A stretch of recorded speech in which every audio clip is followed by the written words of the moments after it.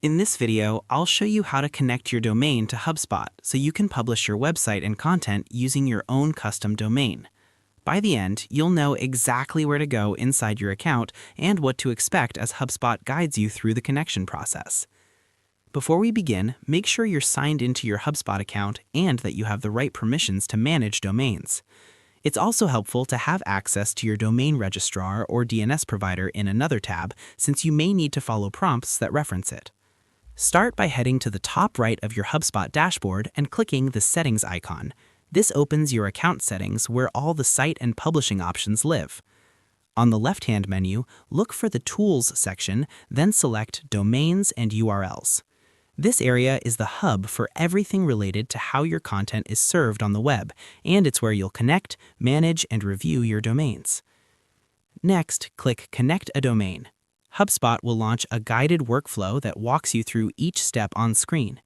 The prompts are designed to be straightforward.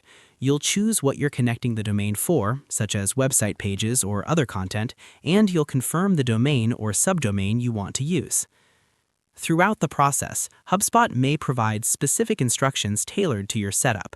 Just follow the on-screen steps exactly as they appear.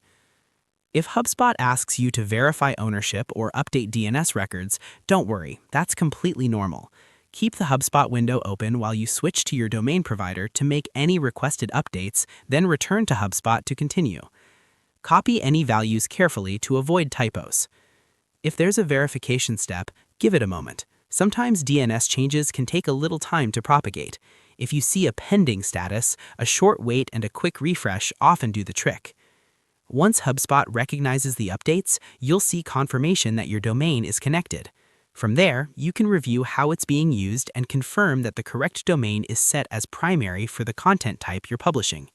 It's a good idea to visit your site in a private browser window to confirm everything loads correctly and that the secure connection looks good.